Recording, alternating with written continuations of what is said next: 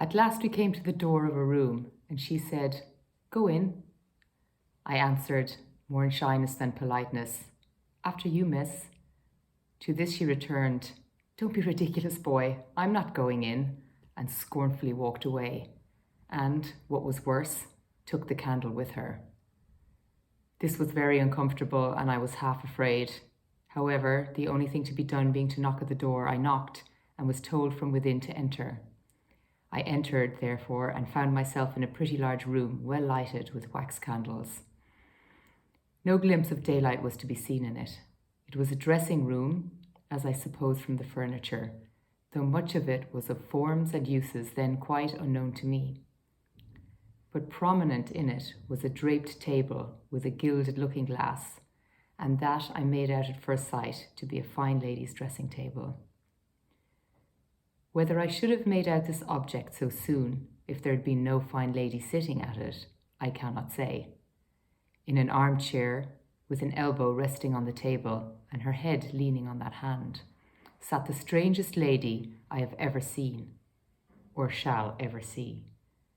She was dressed in rich materials, satins and lace and silks, all of white.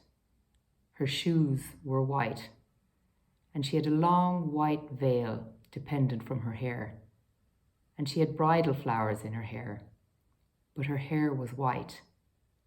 Some bright jewels sparkled on her neck and on her hands, and some other jewels lay sparkling on the table. Dresses less splendid than the dress she wore, and half-packed trunks were scattered about. She had not quite finished dressing, for she had but one shoe on. The other was on the table near her hand. Her veil was but half arranged.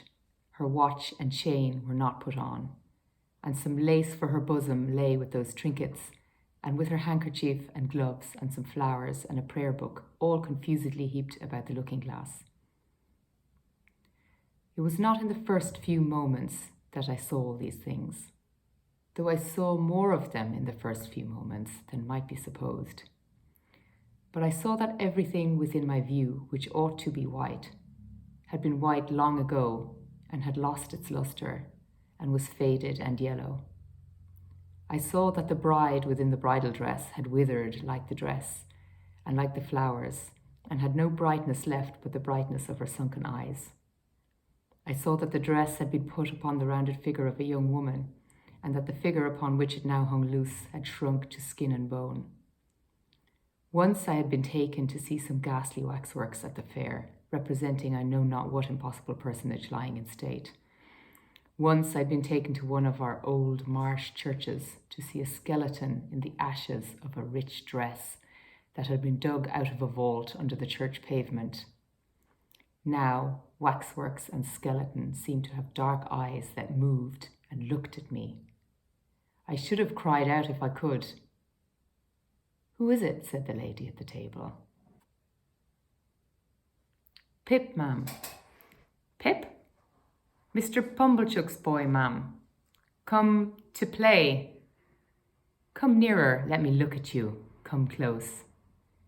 It was when I stood before her, avoiding her eyes, that I took note of the surrounding objects in detail, and saw that her watch had stopped at 20 minutes to 9, and that a clock in the room had stopped at 20 minutes to 9. "Look at me," said Miss Havisham. "You are not afraid of a woman who has never seen the sun since you were born." I regret to state that I was not afraid of telling the enormous lie comprehended in the answer, "No." "Do you know what I touch here?" she said, laying her hands one upon the other on her left side. "Yes, ma'am." It made me think of the young man. "What do I touch?" "Your heart." "Broken." She uttered the word with an eager look and with strong emphasis, and with a weird smile that had a kind of boast in it. Afterwards, she kept her hands there for a little while and slowly took them away, as if they were heavy. "I am tired," said Miss Havisham. "I want diversion, and I have done with men and women. Play,